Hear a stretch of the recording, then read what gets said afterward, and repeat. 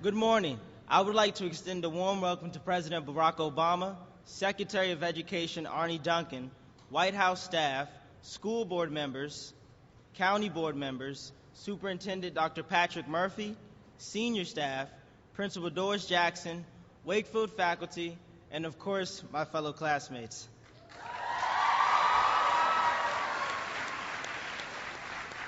I am honored to have been chosen to speak before my classmates, as well as the students across America today. Over the past 3 years, I've taken advantage of every academic, extracurricular, and community opportunity that has been presented to me. As I reflect, a scholar expressed disappointment within my writing and challenged me to do better. Being reassigned to another class wasn't an option. After that experience, I was determined to excel. Therefore, I managed to succeed within the advanced placement class by maintaining focus along with using a setback as constructive energy. As I stand before my peers today, I want you to know that excellent educational opportunities may be handed to us, but as students, we must take responsibility for our future. We may be taught, but we must take ownership of our learning. As senior class president, I encourage all of our freshmen to take advantage of the opportunities that Wakefield High School has to offer. Along with the inspiration I have taken from President Obama, I would not be standing here before you to introduce the President of the United States if I had not been here at Wakefield High School in Arlington, Virginia, pursuing my education. Just as we are fortunate to have President Obama come here to Wakefield today to speak to us, we are also fortunate that after he leaves, we will continue to have the opportunities and support that Wakefield gives to all of us. At this time, it is with great honor and pride that I ask everyone to stand to welcome the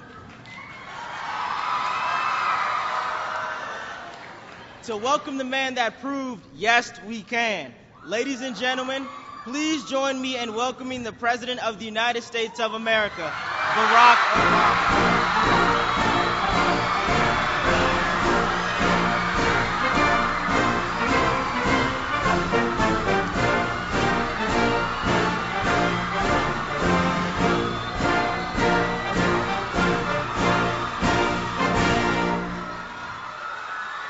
Everybody. Thank you. Thank you. Thank you, everybody. All right, everybody go ahead and have a seat. How's everybody doing today? How about Tim Spicer?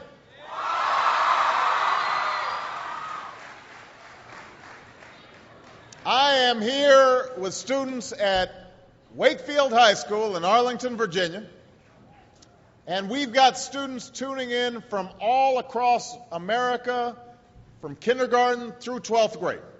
And I am just so glad that all could join us today, and I want to thank Wakefield for being such an outstanding host. Give yourselves a big round of applause.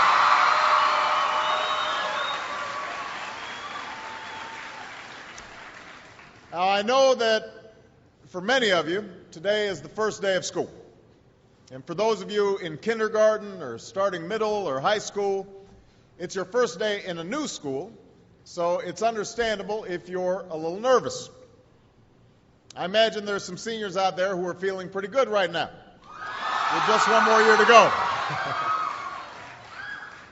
And no matter what grade you're in, some of you are probably wishing it were still summer, and you could have stayed in bed just a little bit longer this morning. I know that feeling. When I was young, my family lived overseas. I lived in Indonesia for a few years. And my mother, she didn't have the money to send me where all the American kids went to school. But she thought it was important for me to keep up with an American education. So she decided to teach me extra lessons herself, Monday through Friday. But because she had to go to work, the only time she could do it was at 4:30 in the morning. Now, as you might imagine, I wasn't too happy about getting up that early. And a lot of times I'd fall asleep right there at the kitchen table. But whenever I'd complain, my mother would just give me one of those looks and she'd say, "This is no picnic for me either, Buster." So I know that some of you are still adjusting to being back at school, but I'm here today because I have something important to discuss with you.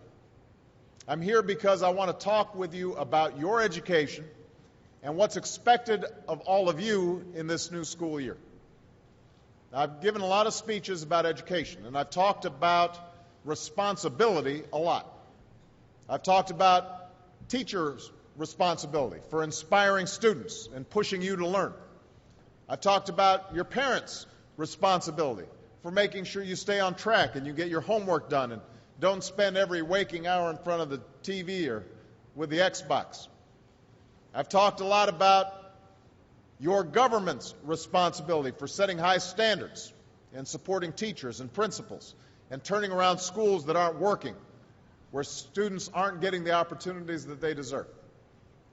But at the end of the day, we can have the most dedicated teachers, the most supportive parents, the best schools in the world, and none of it will make a difference. None of it will matter unless all of you fulfill your responsibilities. Unless you show up to those schools, unless you pay attention to those teachers, unless you listen to your parents and grandparents and other adults and put in the hard work it takes to succeed. And that's what I want to focus on today. The responsibility each of you has for your education. I want to start with the responsibility you have to yourself. Every single one of you has something that you're good at. Every single one of you has something to offer. And you have a responsibility to yourself to discover what that is. That's the opportunity an education can provide. Maybe you could be a great writer, maybe even good enough to write a book or articles in a newspaper, but you might not know it until you write that English paper, that English class paper that's assigned to you. Maybe you could be an innovator or an inventor, maybe even good enough to come up with the next iPhone or the new medicine or vaccine, but you might not know it until you do your project for your science class. Maybe you could be a mayor or a senator or a Supreme Court justice, but you might not know that until you join student government or the debate team. And no matter what you want to do with your life, I guarantee that you'll need an education to do it. You want to be a doctor or a teacher or a police officer? You want to be a nurse or an architect, a lawyer or a member of our military? You're going to need a good education for every single one of those careers. You cannot drop out of school and just drop into a good job. You've got to train for it and work for it and learn for it. And this isn't just important for your own life and your own future. What you make of your education will decide nothing less than the future of this country. The future of America depends on you.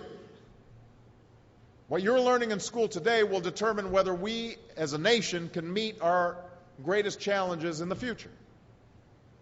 You'll need the knowledge and problem-solving skills you learn in science and math to cure diseases like cancer and AIDS, and to develop new energy technologies and protect our environment.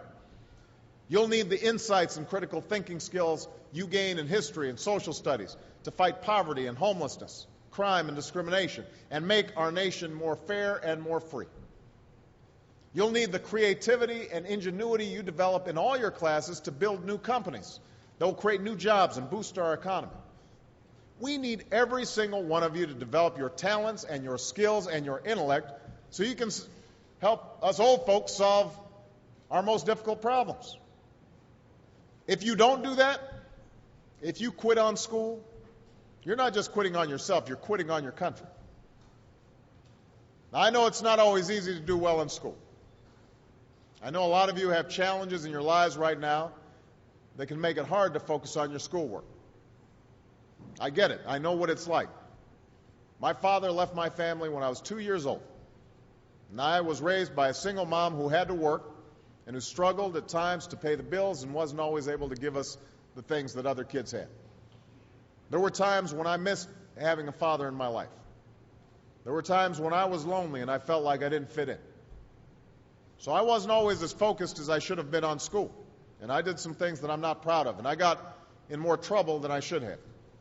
And my life could have easily taken a turn for the worse. But I was lucky. I got a lot of second chances, and I had the opportunity to go to college and law school and follow my dreams. My wife, our First Lady, Michelle Obama, she has a similar story. Neither of her parents had gone to college, and they didn't have a lot of money. But they worked hard, and she worked hard so that she could go to the best schools in this country. So some of you might not have those advantages. Maybe you don't have adults in your life who give you the support that you need. Maybe someone in your family has lost their job and there's not enough money to go around. Maybe you live in a neighborhood where you don't feel safe or have friends who are pressuring you to do things you know aren't right. But at the end of the day, the circumstances of your life, what you look like, where you come from, how much money you have, what you've got going on at home, none of that is an excuse for neglecting your homework or having a bad attitude in school. That's no excuse for talking back to your teacher or cutting class or dropping out of school. There is no excuse for not trying. Where you are right now doesn't have to determine where you'll end up. No one's written your destiny for you. Because here in America, you write your own destiny. You make your own future. That's what young people like you are doing every day all across America. Young people like Jasmine Perez from Roma, Texas. Jasmine didn't speak English when she first started school. Neither of her parents had gone to college. But she worked hard, earned good grades, and got a scholarship to Brown University, as now in graduate school studying public health, on her way to becoming Dr. Jasmine Perez. I'm thinking about Andoni Schultz from Los Altos, California, who's fought brain cancer since he was 3. He's had to endure all sorts of treatments and surgeries, one of which affected his memory, so it took him much longer, hundreds of extra hours to do his schoolwork. But he never fell behind. He's headed to college this fall. And then there's Chantel Steve from my hometown of Chicago, Illinois. Even when bouncing from foster home to foster home in the toughest neighborhoods in the city, she managed to get a job at a local health care center, start a program to keep young people out of gangs, and she's on track to graduate high school with honors and go on to college. And Jasmine, Andoni, and Chantel aren't any different from any of you. They face challenges in their lives just like you do. In some cases, they've got it a lot worse off than many of you. But they refuse to give up. They chose to take responsibility for their lives, for their education, and set goals for themselves. And I expect all of you to do the same. And that's why today I'm calling on each of you to set your own goals for your education and do everything you can to meet them. Your goal can be something as simple as doing all your homework, paying attention in class, or spending some time each day reading a book. Maybe you'll decide to get involved in an extracurricular activity or volunteer in your community. Maybe you'll decide to stand up for kids who are being teased or bullied because of who they are or how they look. Because you believe, like I do, that all young people deserve a safe environment to study and learn. Maybe you'll decide to take better care of yourself so you can be more ready to learn. And along those lines, by the way, I hope all of you are washing your hands a lot and that you stay home from school when you don't feel well so we can keep people from getting the flu this fall and winter. But whatever you resolve to do, I want you to commit to it. I want you to really work at it. I know that sometimes you get that sense from TV that you can be rich and successful without any hard work, that your ticket to success is through rapping or basketball or being a reality TV star. Chances are you're not going to be any of those things. The truth is, being successful is hard. You won't love every subject that you study. You won't click with every teacher that you have. Not every homework assignment will seem completely relevant to your life right at this minute. And you won't necessarily succeed at everything the first time you try. That's okay. Some of the most successful people in the world are the ones who've had the most failures. J.K. Rowling, who wrote Harry Potter, her first Harry Potter book was rejected 12 times before it was finally published. Michael Jordan was cut from his high school basketball team. He lost hundreds of games and missed thousands of shots during his career. But he once said, "I have failed over and over and over again in my life, and that's why I succeed." These people succeeded because they understood that you can't let your failures define you. You have to let your failures teach you. You have to let them show you what to do differently the next time. So if you get into trouble, that doesn't mean you're a troublemaker. It means you need to try harder to act right. If you get a bad grade, that doesn't mean you're stupid. It just means you need to spend more time studying. No one's born being good at all things. You become good at things through hard work. You're not a varsity athlete the first time you play a new sport. You don't hit every note the first time you sing a song. You've got to practice. The same principle applies to your schoolwork. You might have to do a math problem a few times before you get it right. You might have to read something a few times before you understand it. You definitely have to do a few drafts of a paper before it's good enough to hand in. Don't be afraid to ask questions. Don't be afraid to ask for help when you need it. I do that every day. Asking for help isn't a sign of weakness, it's a sign of strength. Because it shows you have the courage to admit when you don't know something, and that then allows you to learn something new. So find an adult that you trust, a parent, a grandparent, or a teacher, a coach, or a counselor, and ask them to help you stay on track to meet your goals. And even when you're struggling, even when you're discouraged, and you feel like other people have given up on you, don't ever give up on yourself. Because when you give up on yourself, you give up on your country. The story of America isn't about people who quit when things got tough.